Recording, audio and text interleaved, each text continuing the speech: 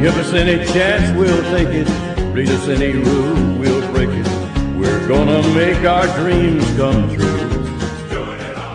Welcome to Night Fanatic, podcast about 8 seasons in a row. I'm Lisa Fernandez, and I'm Chris Joy Wardena. Hello.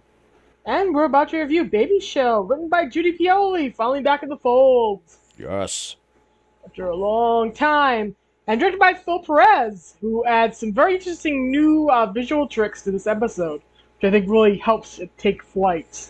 That's just me. We'll go through. I got notes. I'm sure you get. I was going to start with Sam. I'm sure you got notes coming from the two of them later on the podcast. Mm-hmm. And here's what the episode's about. Laverne is surprised by an unexpected visit from Sergeant Plout. Not only is her friend pregnant, her marriage is splitting up. And because of the former condition, she's no longer with the army. Laverne wants desperately to get rid of her surprise guest, but Alvinia makes herself at home, and she and Laverne set about trying to make money via participating in Dr. Good's Mother-to-Be contests.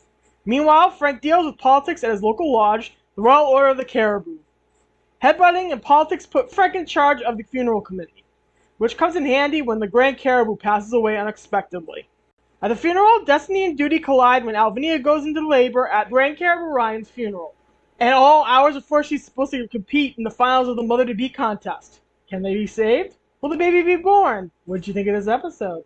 Well, now you see here, this here's what you like to call a good episode, a return to form, as it were. You know, when you suddenly go, 10 hut and you stand erect, and you finally get yourself on the way you need to get going. Yeah. This was fun. Yeah. This was a lot of fun.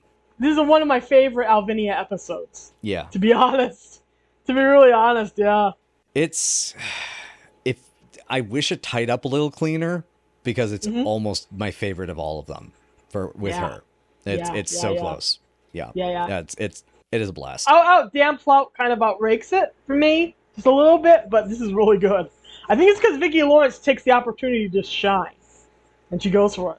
And my understanding, you and I discussed this, that this was a repurposed screenplay.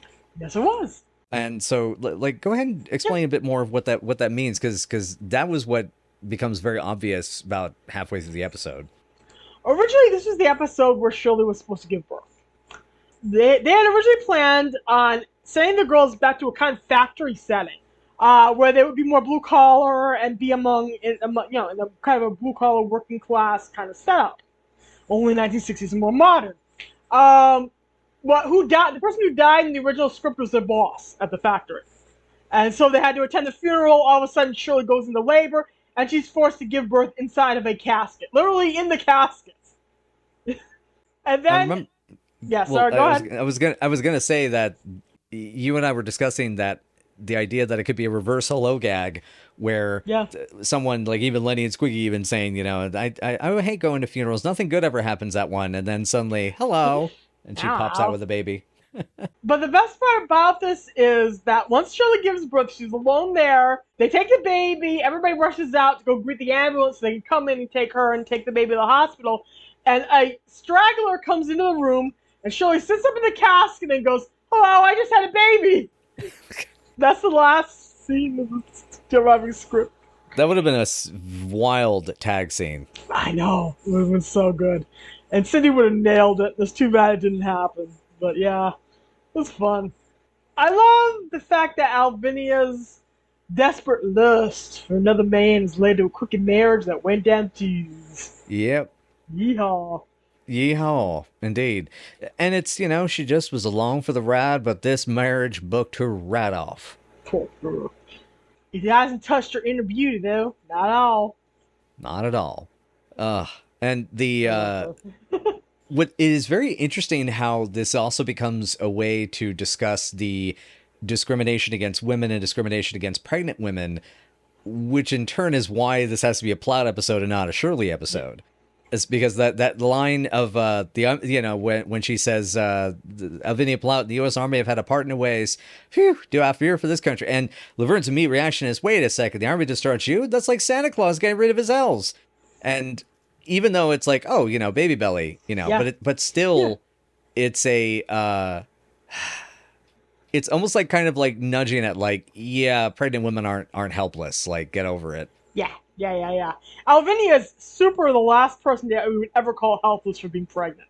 ever, ever, ever. She could probably field dress a buck that she shot, then drag a soldier out of a latrine, dig her own water source, and pitch a tent all while like 8 months pregnant. I have faith that woman could do it.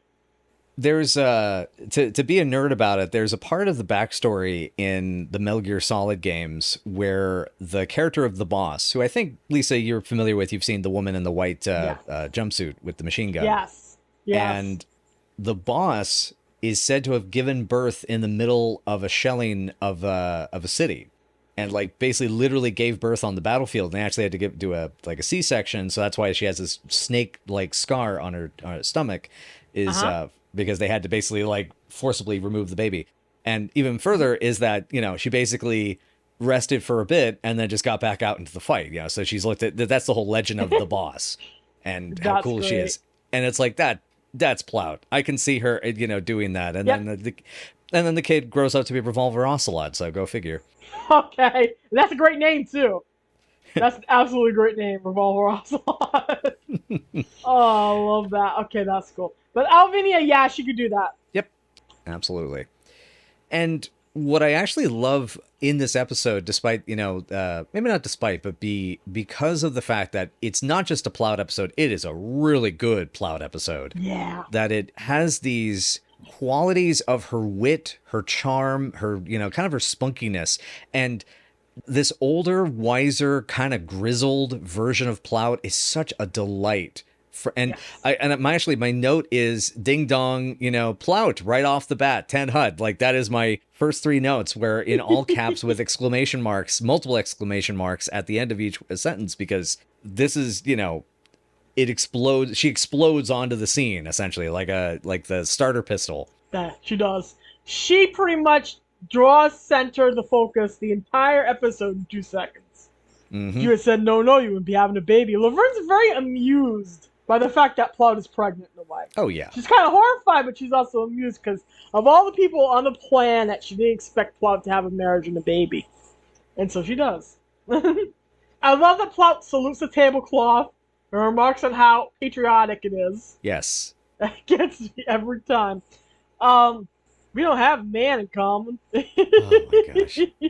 I love that she just doesn't care about this dude. She married a sailor. It was impulsive. The sex was good enough, but not good enough to warrant sticking by his side forever and ever and ever. So she's gonna go solo. I kind of wish that she had more of a concrete ending here, more of a direction career-wise. Because that's the one thing that is missing in this episode, is that she needs a solid direction after having this baby.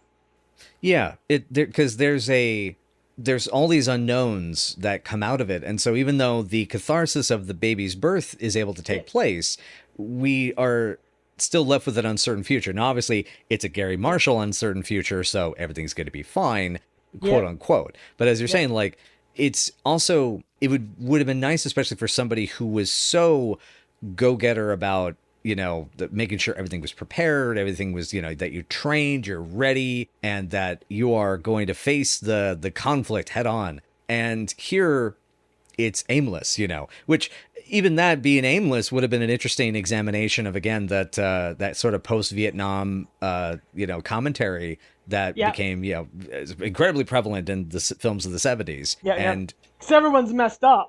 Because everyone was messed up and nobody knew what the heck they were doing. Exactly. So I guess that raises a question is, would Plout have been the person, like, because I can see her being the person that would figure something out. You know, that's why she even left the husband, is because she knows her exit strategy. And because, you know, you don't leave the, unless it's an absolute emergency, you don't leave your position or whatever until you're ready to move up the line, you know, or out of the foxhole, or as it were. Yeah, exactly. She seems like the kind of person who would know exactly what she's doing and why she's doing it, but in a way, she was also this impulsive with her 4-star lover in Out Damn Plout, and that she ran away from the army because she couldn't stand looking at him flirting with a woman. So, in a way, she's this very highly organized, regimented woman who knows how to command and believes in the army with all of her heart. But on the other hand, she's also this extremely hot-headed, impulsive woman who will kind of do things without thinking it out first. Mm-hmm. Because she didn't. In the end, she kind of realizes, oh yeah, I still want to be in the army, and goes back to where she belongs in Alvinia Plout. So that's the only thing that's really missing. And I can absolutely see her drifting around with this child, kind of doing hippie stuff, and then find out she ain't no hippie. I don't belong in this lifestyle, DeFazio. And then she ends up being a I don't know, like a stunt coordinator for Roger Corman movies circa 1970. Yeah. She could do so many things, so many cool things, and I can absolutely picture her being this rough and tumble, salty woman. Maybe she teaches self-defense courses. That would be awesome. I could totally see her doing that. I could see her in the 1980s going, ladies, when someone approaches you and you don't want them near you, you kick right in the meatloaf. Right in the meatloaf, your knee goes. I can actually say that. Oh God, I love that. I love it too. I can picture it completely. It's so great. So she has had this purely physical thing. She is now pregnant, and I'm surprised she traveled during the 9th month, which she shouldn't have done. Dangerous. She had the baby on a bus.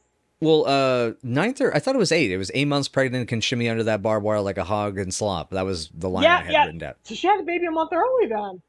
That's still dangerous to do it in your 8th anyway, but yeah, no, totally. Kinda. You just gotta be careful. You gotta be careful with you. God, that line about Laverne thinking that he was dark blue, her husband was dark blue. Oh, that's a squiggy line.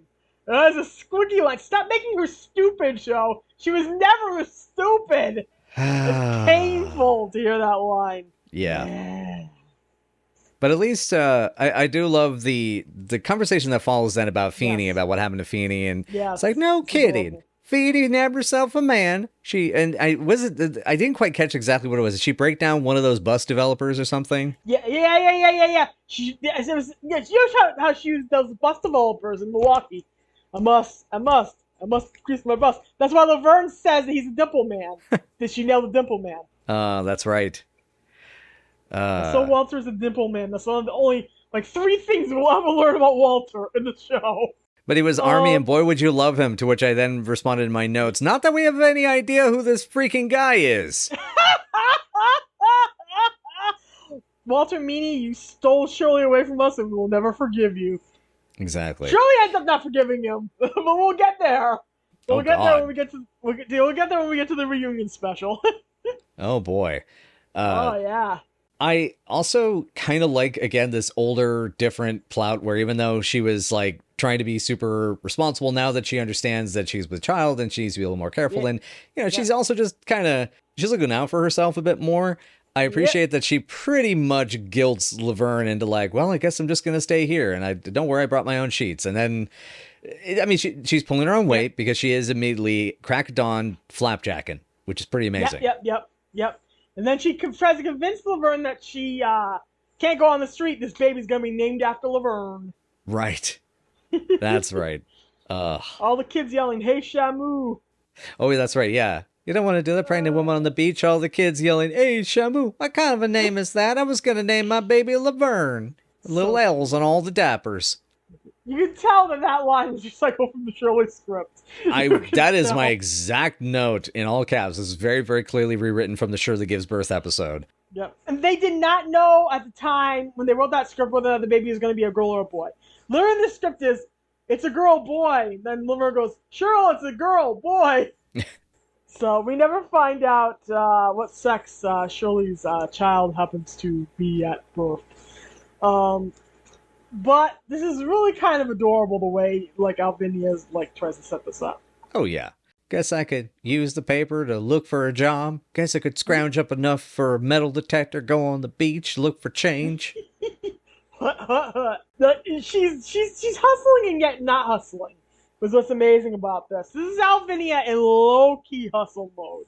She's hustling with the food. She's trying to figure her stuff out. And yet she is totally kind of sponging off of Laverne in a way. Oh yeah, it's kind of funny.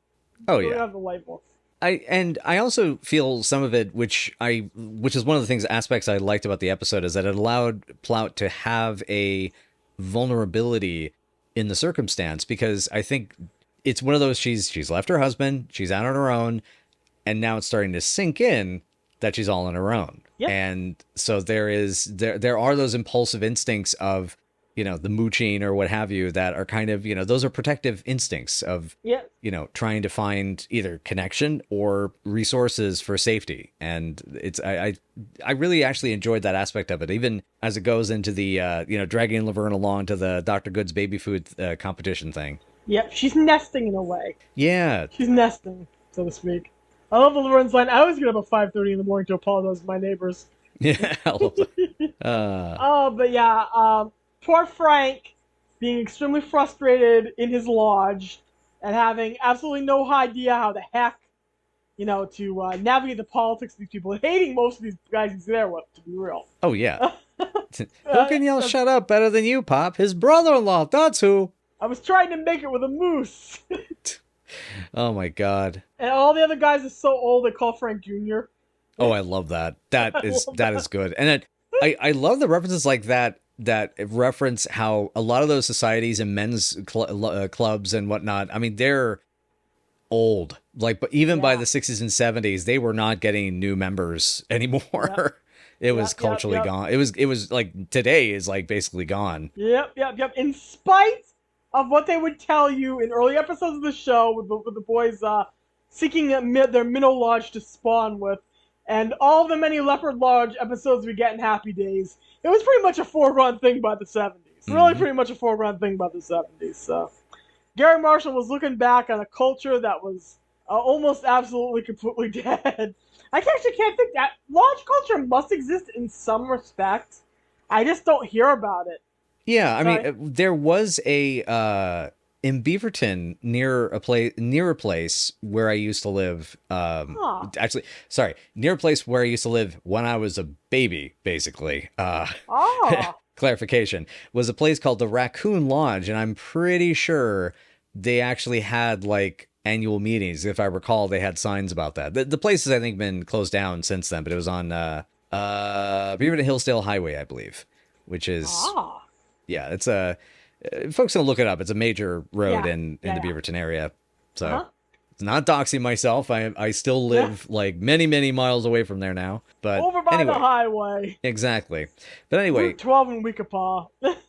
Anyway, but that being said, I have to say, in comparison, the Raccoon Lodge, I don't know if they would go up into the mountains and butt heads and be the last man standing to figure out who gets to, get elected. Yeah. The fact that Frank is like semi-willing to risk brain damage for this is not worth it. Headbutting to assert your dominance. Man. And Plout putting the hat on the antlers is like my favorite thing. Yeah, it's so cute. I love everything about Plout in this. And of course, Plout's going to plan.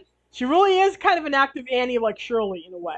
Mm-hmm. In a way, honestly, she is. Because she's making these plots. And she is trying to think of a future that her child's going to have. Not children yet. And she's trying to kind of cement some hope in there. Mm-hmm. Where she and the kid will get to have fun and live. So through this, she's making these plans that she's going to go to this mother-to-be contest and try to prove she's the best mother-to-be ever. So Frank becomes chairman of the funeral committee. This is important. Remember this for later. I loved the exit line, though. Let's talk about that exit line where Frank... Oh, God.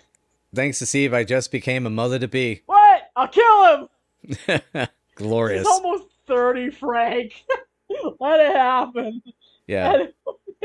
God, Frank DeFazio would be so disgusted with the moral fiber of the society that he's going to be living in like 4 years. Yeah. From the time of this episode. Oh, yeah. Because we're right in 1967. We're getting close to old Calcutta and hair and hippie era and people checking up instead of getting married and more divorces, more single parenthood. So, in 4 years, I'll just be glad some guy wants to co-parent a baby with Laverne. It's like, I don't care. Mm-hmm. At least he wants to put his name on the certificate. God. But, remember, the biggest takeaway from this scene, though, of Plout hanging out with, coming to Cowboy Bills and dealing with Frank and dealing with Pop is we have to remember the most important thing. You never hang a hat on your boss. No. Never. But I love that, of course, Alvinia has the temerity to do it. Mm-hmm. Alvinia don't care. Mm-hmm. Alvinia will make Frank do one-handed push-ups, Tubby. Mm-hmm. Mr. Tubby. God, this makes me even sadder that we never got to see Plout hang out with Edna. Oh, I would pay money to see that. Plout hanging out with Bunny and Squiggy. We never really get that. Oh my God, she'd bust their balls so bad that Oh, I think that's great. Squiggy would fall in love. Yeah, I think Squiggy would fall in love with her. Lenny would do anything she tells him to, and he'd be the one doing the push-ups. Possibly with Yes, Squiggy sitting on his back while Squiggy tries to flirt with her. right. I can totally picture this. She's different. This one knows how to order me around. This one uh, speaks the Southern English. she's so southern. She's gonna make me squirrel pie. Uh, She's gonna make me squirrel pie. My Squiggy can be better than that. the Ploutisms also, I have to point out, the what a terrific dad. I'm tickled pinker than a pig's behind. Oh, I love that. Which is interesting foreshadowing for what's coming in the next scene, too. So it is, because we soon get Laverne and Alvinia sitting there doing the mother-to-be contest, and of course, there are too many mothers and not enough baby dolls. But yes, Alvinia ends up with a plastic pig that she treats like her very own, and Laverne ends up with a baby doll she ends up accidentally beheading. Oh, God. Makes me laugh every time. I also want to point out, by the way, in the middle of the Cowboy Bills scene, my mother, when watching this episode, and I knew she was going to enjoy this, but she immediately noticed it's 100% so much better written than everything that came before. Yeah. You can tell when Judy Pioli is behind the wheel of this show. Yep. She's the one who ends up writing the reunion sketch when we get to the reunion show. And rightfully so, because she knows and knew how to steward these characters. Oh my goodness! At the 20th month, Laverne in her 20th month, because of course she tries to fake her pregnancy to try with to a be in the giant fake contest. belly. The fake belly in my movie, which was terrible, was still better than that. That's what happens when you shove a pillow down your pants. You ain't gonna look realistic, that's for sure. Which is kind of what we did. We basically had sort of a sewn pillow thing, and it was too big. It was mainly just too big, and then we used a different one later for the monster scene, which was better. And I guess now we'll actually have photos of evidence of what she would look like pregnant, because the actor finally just had her first kid. Oh, congrats to her! But yes. Anyway, it's the 20th month. My God. And and also I want to point out, before we get too caught up in the wonderful Laverne and Alvinia shenanigans, there are a lot of familiar mothers in this scene. Yeah. Oh, yeah. Do you have any details on any of them? I do. Mothers? So one of them is the wonderful and always reliable Lynn Marie Stewart as Marcia, who I believe is the one with the kind of the graying hair. Oh, wait. I think. Yes, that's her. You're correct. You're 100% correct.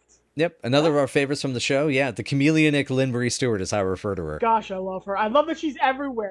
And she's so, like you said, so chameleon-like that you absolutely do not recognize her in any of the multiple roles she ends up doing in the show. You can maybe recognize her as Sister Sarah and the waitress, the bald waitress in the pirate themed Moby Dominic's in What Do You Do with the Drunken Sailor? Mm-hmm. But most of them you can't. You really can't. Oh yeah, no, it took us ages to realize that was her in tag team wrestling, as for And instance, Eraserhead. Yes. Yeah. Oh yeah.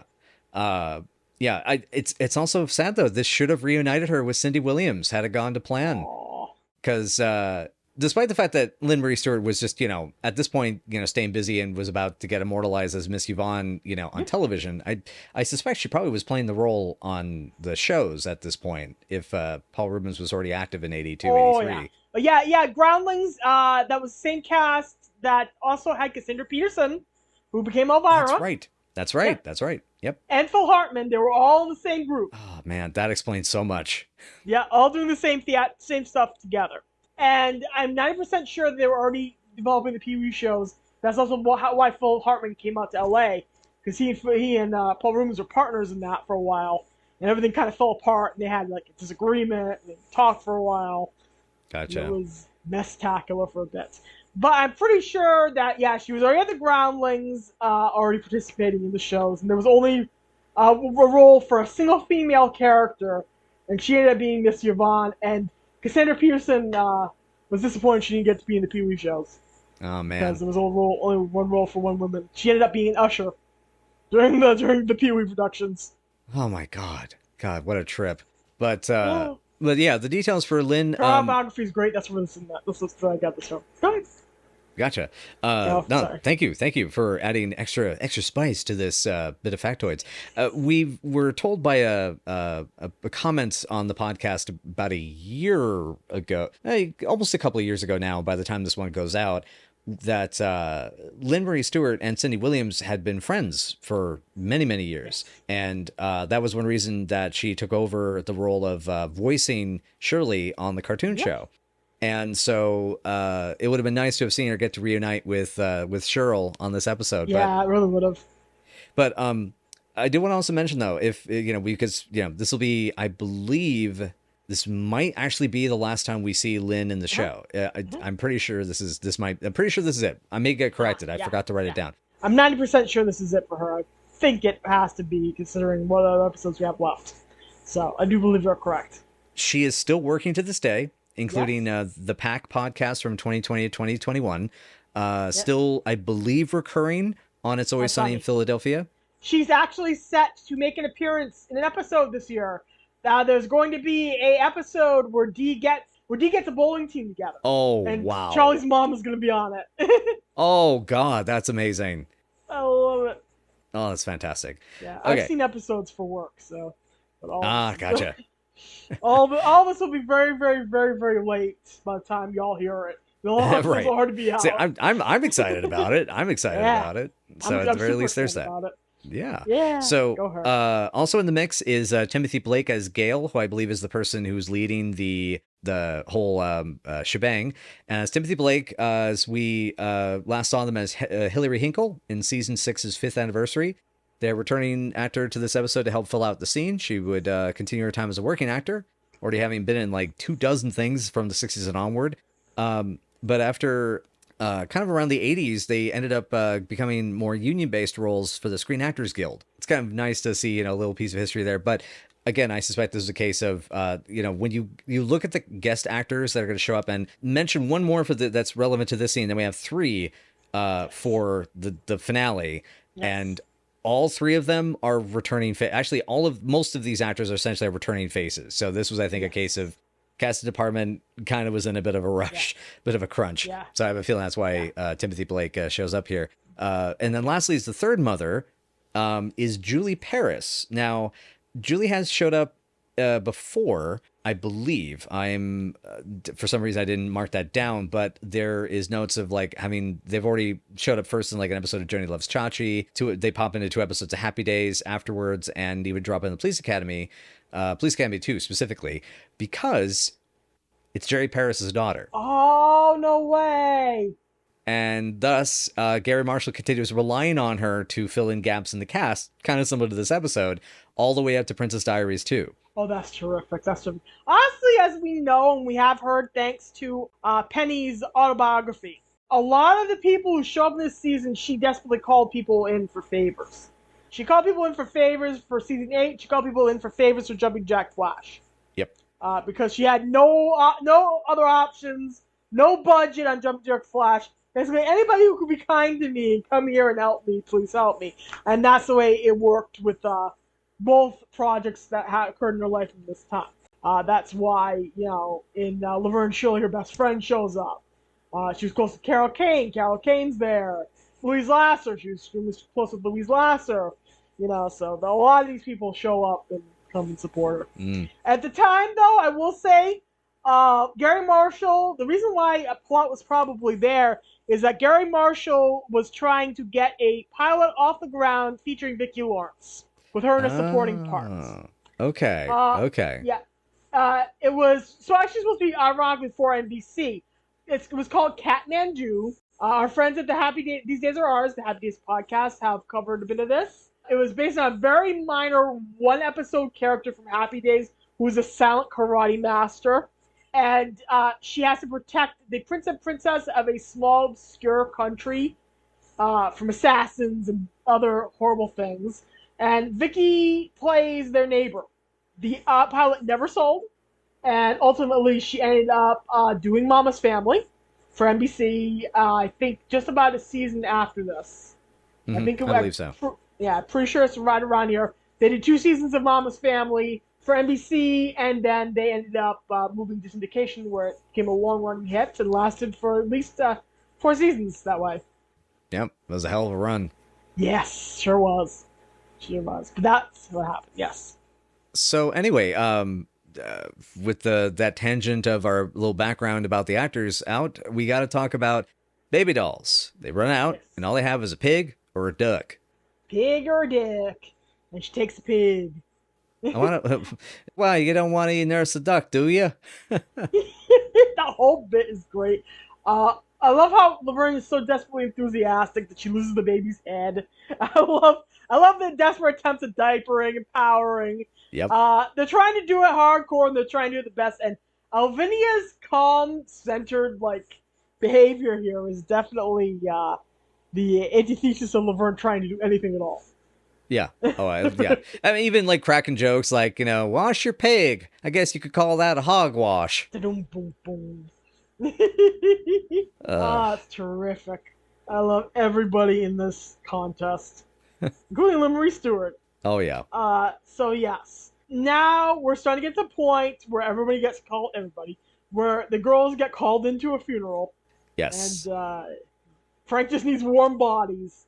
He doesn't care. Exactly. Of course, we did skip the part where they figure out Laverne's not really pregnant. Right. Yeah. I'm technically a mother. I want to be a mother. Yeah, isn't a mother to be now doesn't mean she ain't a mother to be. Yeah, I've been trying real hard.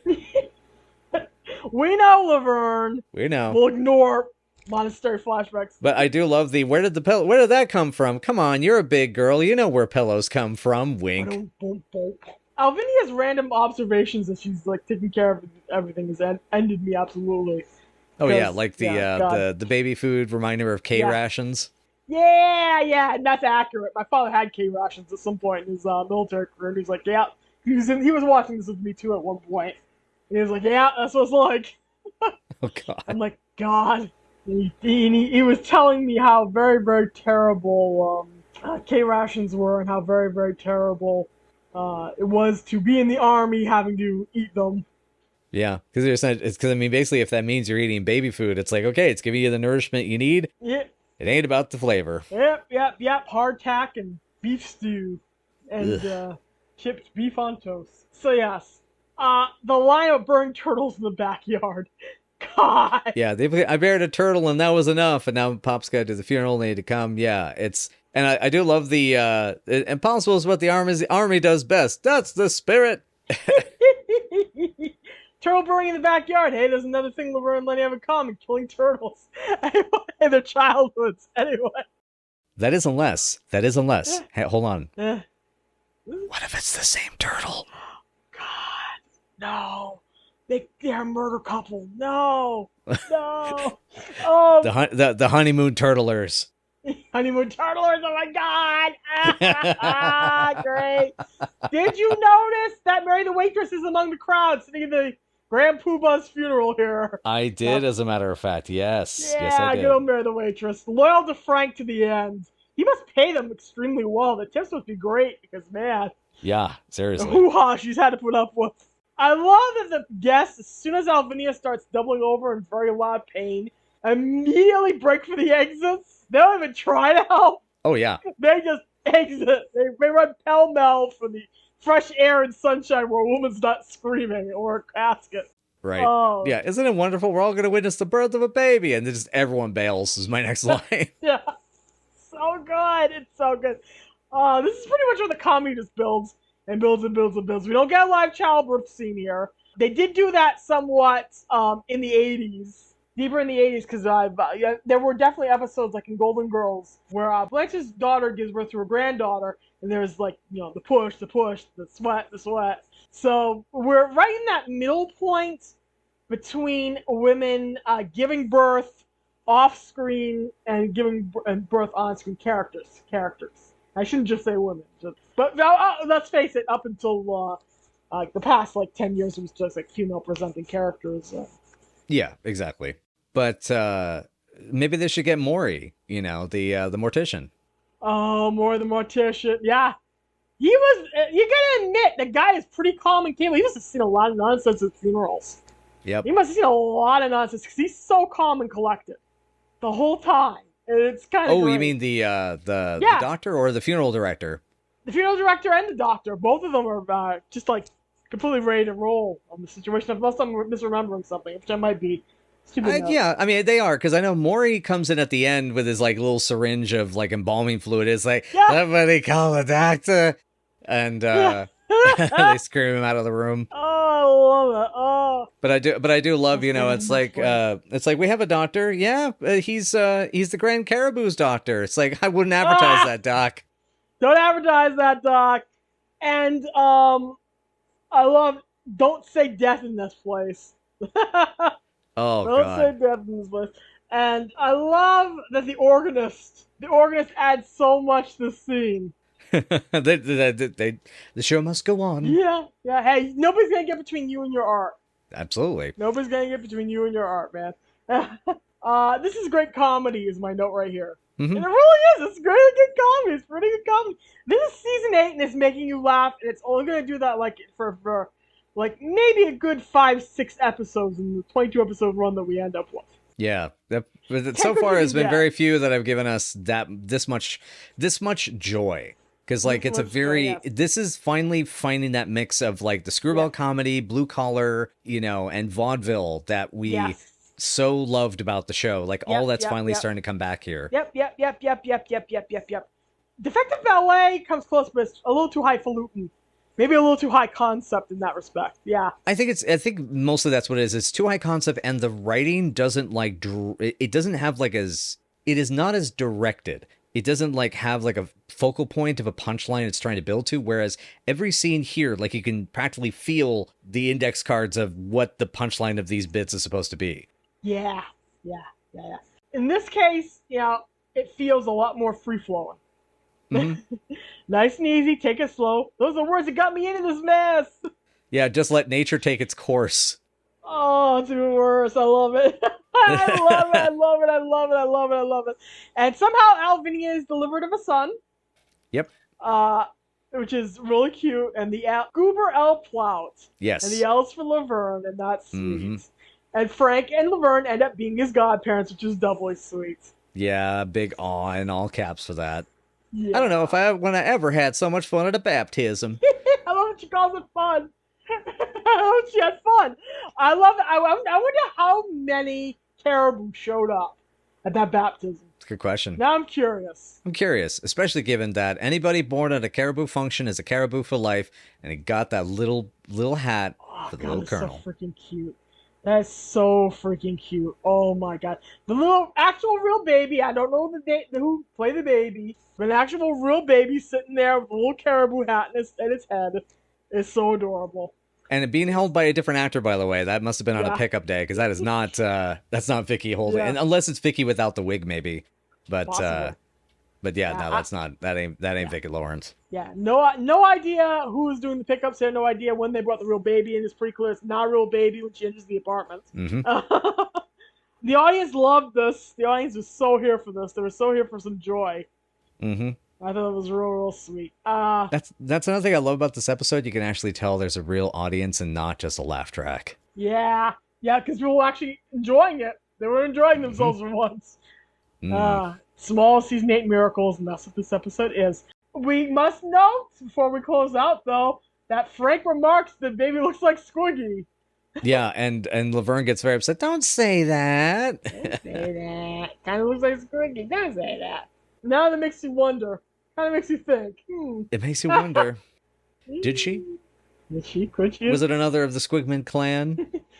Oh my god, they finally found the extra Squigman. Check for the birthmark. Oh god. All right, so to get back to the funeral scene, so we mentioned there's the actors. Yes.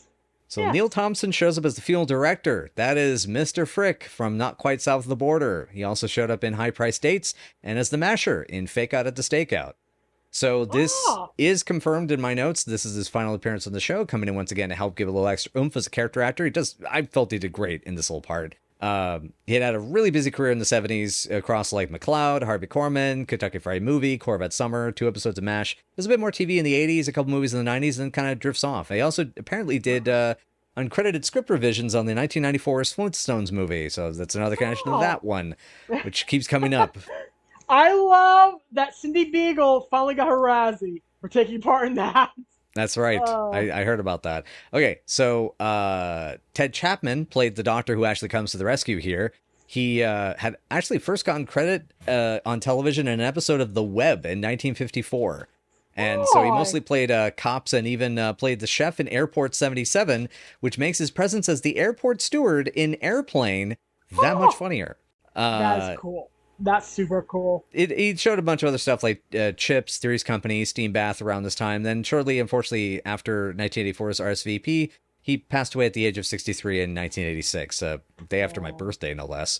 Oh man! But I want to mention an interesting, like, odd piece of trivia about this guy playing the Doctor. He was also one of the 2 editors on The Magic Garden of Stanley Sweetheart, which we've mentioned before, because that was not only an early Don Johnson vehicle in the 70s, but also featured Linda Gillen of The Slow Child from season 3. That's so cool. God, I love little tiny connections between various members of the cast like that. That's cool. So That's super cool. with Maury, if you were thinking that guy looks familiar, yes. He's not the regular. This is he first showed up in season 4 as the festival as one of the concessionaires. He was both Milo in 4th Annual Shots and Lou in Not Quite South of the Border alongside Neil Thompson. We last saw him playing a cop in Love Out the Window in season 6. He showed up a variety of fun parts, including a cab driver in The Invaders and the monk waiter in the TV movie More Than Friends, which we covered here on the podcast. Yes, we did. But after his stunt on Laverne and Shirley, he pops into an episode of Happy Days and retired quietly from showbiz. He passed away in 1999 at the age of 60. But yeah, so that covers the 1, 2, 3, 4, 5, 6. Oh god, I hate season 8 for this. So many people to cover. Like I'm happy they're all there, but oh my god, I have to do notes for this. Oy. Okay though, we got to talk about behind the camera stuff though. So yes, we do. So Philip Perez this is his 3rd and final episode for the show, and it was the only directing gig he did on the many sitcoms he worked on, because as previously mentioned, he was again the technical coordinator for most of the show, most of Laverne and Shirley from season 4 through season 8. He also worked on Happy Days and Joni DeLove's Chachi in the same capacity, and stayed active doing it off and on through the 1990s. So not a heck of a lot to mention. I mean, he's kind of, looks like, again, retired. Again, if you get residuals in any way from guild work for this kind of stuff, TV shows, especially long-running sitcoms, pay very well over time. Yeah. But anyway, so Judy Pioli, a.k.a. Judy, also now known as Judy Askins. Yes, the Queen. She returns. So do you know in what capacity she worked on season 8? I think it was script coordination. I think. Yes, consultant specifically, but yes. That's it. I mean, those terms are both used interchangeably, so you're still correct. Half point. But yeah, she had helped craft the note earlier this year. This is her final episode for the season, and 14th overall for the show, though. So sadly, this will be the last time we'll see her name in the credits, but man, 14 episodes. It's one of the most prolific writers this show had. It's some of the best episodes in the history of the show and in the history of sitcom time. And we will actually see her again in the reunion. We go hit up the reunion, yeah. We will see her name once more. That's true, yeah. So after working on season 8, she would go on after to work on Charles in Charge as both writer and producer, help in the development of Webster, Valerie, and take up directing episodes of many of the shows that she collaborated on. Yep. But yeah, just truly one of the legends behind the show, all the same. So I was really glad to see the effect that Judy can have on this show happen again. That was great. Yeah, she was magic in a way when it came to the show. Absolutely. So good. It's so good. It is very good. All right, so I'm kind of done with notes. Is there any other quotes you want to mention? Any other details you want to bring up? No, I can't think of anything. All right, I guess we're... Yeah, go ahead. No, I got nothing. I think we're at ranking time. Okay, ranking. Damn. I think this is kind of a solid 8 for me. Yeah. Yeah. I'm gonna go a little bit higher with an 8.5. This is a solid episode. It really, really works very well. What's missing is a definitive answer to Alvinia's fate. That is really the only thing it needs. Otherwise, it's good stuff. Yeah. And I mean, obviously, you know, I can't, it's hard to deduct the half point for the lack of Shirley because it was really beyond their control at this point. But that is the reason it's an 8 rather than an 8.5 for me, is because, God, Shirley would have made this. Because imagine both Shirley and Alvinia having their babies at the same time. Yeah. Oh my gosh, that would have been chaos. I love that idea. See, that's what, yeah. Yeah. I'm not deducting for that because I don't. It wouldn't quite be fair to the show. What I'm deducting for is a complete lack of closure for Alvinia. Yeah. A little bit of disjointedness in various portions of the episode, and she doesn't even get to compete in the contest. We don't even find out what happens in the contest. So that's another loose plot line. It's very close to a 9, though. It's very close to being one of the very, very few episodes you need to watch in this season. I agree. All right. Cool. So I guess if that's everything for now, we will have a quick word from our sponsor, and then we will get back to a bit of a post-amble and talk about what's coming up next on Night After Night. Stay tuned. All right, everybody. Thank you so much for joining us for Night After Night. And if you'd like to know more, you can find us at Night After Night PC or Night After Night Pod on Facebook, Tumblr, WordPress, Patreon, or YouTube, or wherever good podcasts may be found. We would love your support, and we thank you so much for your time. But, Lisa, what do we got next, though? We had a baby show. I mean, where are we going from there? Time to rock out. And also, Lady Laverne finds herself managing Chuck's brand new band towards a gig when he and their fellow coworkers form a union called Some Guys from France at her behest. But Chuck and the guys seem utterly hopeless behind the microphone. Can they make it with Laverne's guidance? This is the Rock and Roll Show. Well, I guess, cool. I suppose rock and roll could take another one for the team. It's been through enough at this point. It's definitely suffered, but Chuck is actually Charles Fleischer, I should say. Charles Fleischer is actually a very talented musician when it comes to playing the harmonica. So he's actually got some skills. So we'll see how you react. Yeah, we'll see. Less about that and more about rock and roll just getting its name dragged through the mud and another bad. I'm likening this to it's probably going to be as bad as a 60s. We got to make a movie like the kids are into. We're going to be cool and hot, man. There's at least 4 more examples of that coming up. I'm just warning you. Oh, God. I'm just warning you. Oh, God. Bye, y'all. Remember to burp your pigs.